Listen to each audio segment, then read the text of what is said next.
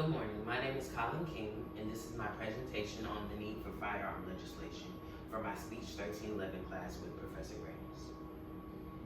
Children are just as likely to be killed by a firearm as they are by any other leading cause of death for children aged 1 to 18.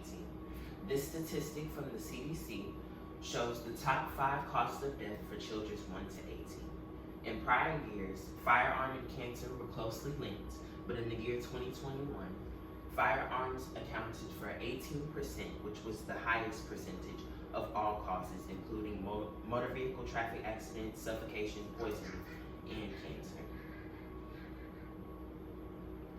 In our state of Texas, most people over 21 can carry a handgun in a holster without a permit, both openly and or concealed. What does this mean for us? For us, this means that at any time, me or you could become a victim of gun violence.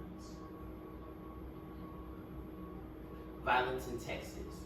I spoke about the killing of children on previous slides, and one of those children happened to be my classmate, Zion Lampley, who was killed in February 2023.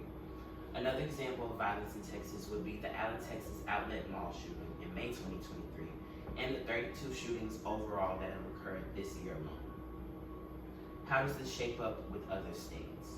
So our state of Texas, which is a permissive state, which means that they have less strict laws on gun control, while restrictive states have more strict laws on gun control. Our state has a 60% rate of gun ownership with 32 mass shootings this year, along with another permissive state with a high rate of gun ownership, 50%, and 5 mass shootings this year, while the restrictive states both have 2 mass shootings this year and 22% and 30% rate of gun ownership.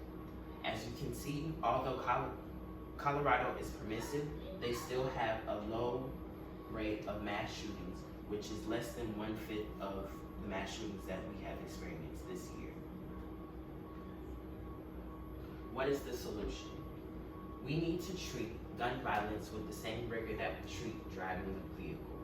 Obtaining and driving a vehicle, you go to the DMV, you get your license, and you have to go through proper training and a proper test in front of the DMV associate. We need to treat gun violence with that same rigor. Licensing should be at the core of obtaining a weapon. And registration, just like you register your car with your state, you need to register all of your firearms purchased, and those purchases will be linked to your license so we know who we are providing guns to. Also, the training will be affordable and timely. The state that I spoke about on the previous slides, Connecticut, asked for $70 for both the licensing and training from applicants.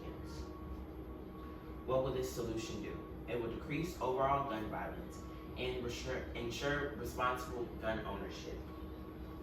States that implemented similar solutions saw a 76% decrease in crimes and the providing of guns to criminals and shooters. And criminals who did get guns had to get guns from less strict states, like on the borders of the other states. What can you do to support this initiative? Start by writing letters and petitions to our state and local lawmakers and participating in town halls that we have in our city, and organizing with your family, friends, and other members of the community. And while we advocate at the local level for gun control, we can advocate for more strict laws at the federal level as well. Thank you.